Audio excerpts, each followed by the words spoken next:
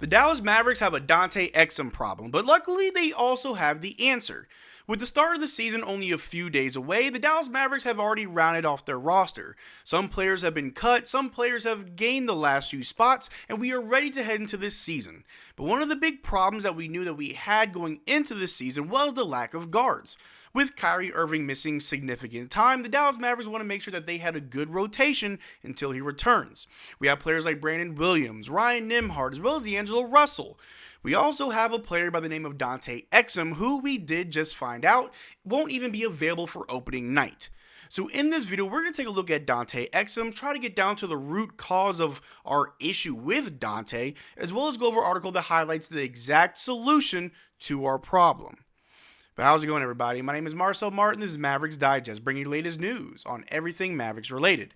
And before we get started with today's video, we are currently sitting at 21,752 subscribers. We are getting very, very close to 22K, and the season is only a few days away. So if you want to be up to date on everything Mavericks related, make sure you subscribe. But like I said in the intro, the Dallas Mavericks have a Dante Exum problem, which wasn't really a problem a few seasons ago when we got Dante. And before I continue, no, this isn't a I hate Dante Exum video, let's slander Dante. That's not what this video is at all, but it's more so to draw attention to a problem before it becomes a bigger problem.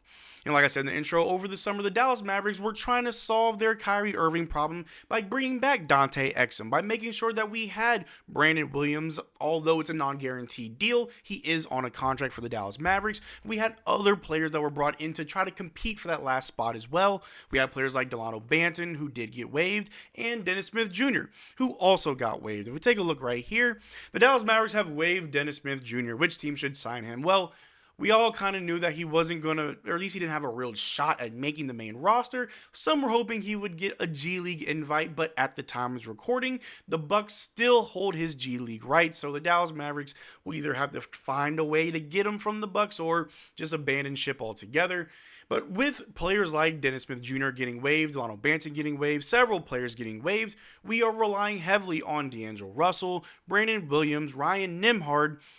And that's just it, because we no longer have Dante Exum. And Dante Exum, when healthy, is a good pick. Many people pointed out that they would much rather have Dante Exum over Spencer Dinwiddie, although I'd argue Spencer Dinwiddie was available more. He played the most games for us last season, although he comes with his own list of headaches and just problems himself. But with Dante, yes. When he is healthy, when he is available, he's a good backup guard that would easily fit this roster very well and help hold things down until Kyrie Irving returns. He provides excellent defense, some very good shooting. I could take us back to that Rockets game where we came back out of nowhere thanks to Dante Exum. He's got it. He's capable of doing that for the Dallas Mavericks. But if we take a look at the timeline that we've had Dante as of recently, with Dante Exum, he crapped the bed in the 23-24 playoffs. He dislocated his finger in the summer of 2024, and in that same summer, he had wrist surgery where he missed the first 48 games of the 24-25 season, and then at the end of the 25 season, he also fractured his hand, and he is now ruled out to start the season. Gotta start calling him day-to-day Dante. I know a lot of you guys pile in on Anthony Davis, call him day-to-day Davis. You gotta extend that same courtesy to Dante Exum now. But will the Dallas Mavericks be hurt without Dante? No.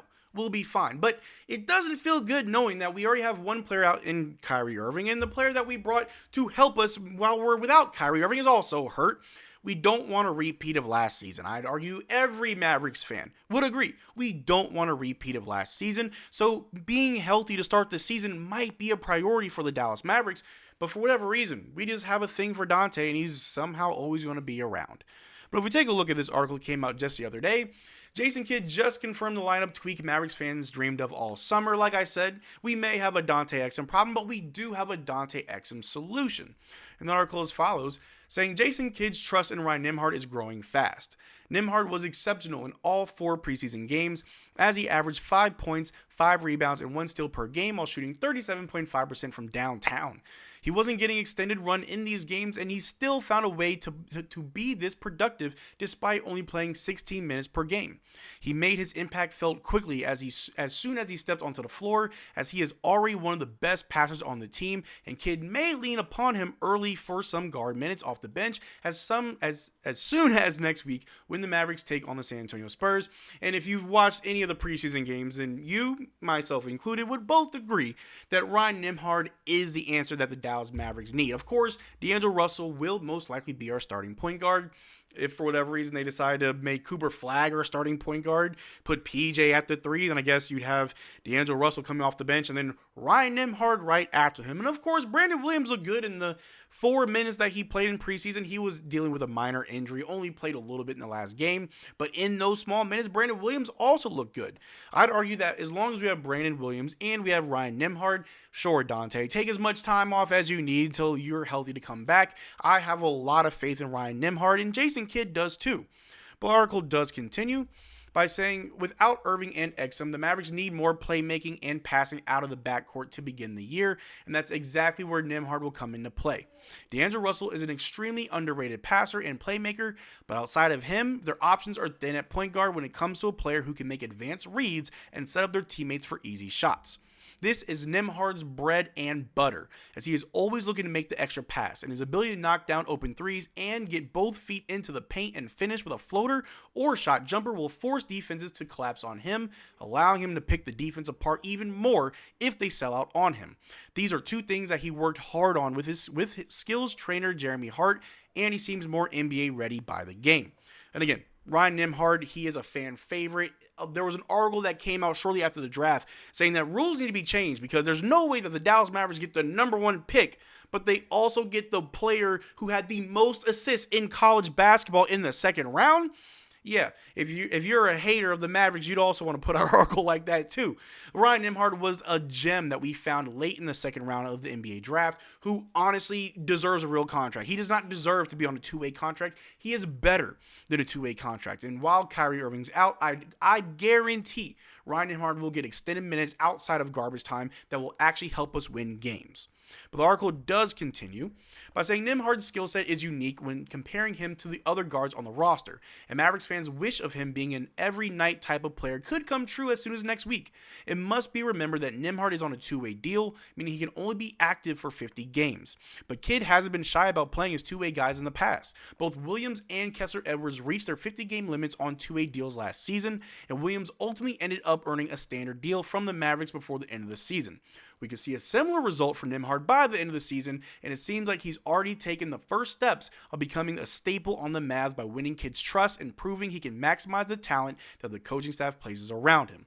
Not enough can be said about Ryan Nembhard and what he can do for the Dallas Mavericks. We saw it during Summer League. We saw it during preseason. Ryan Nembhard can easily be a backup point guard for D'Angelo Russell, and I'd even go as far as to say if D'Angelo Russell looks like the D'Angelo Russell that people think he is, Ryan Nembhard could easily be a starter on the current Dallas Mavericks until Kyrie Irving returns. I guarantee it.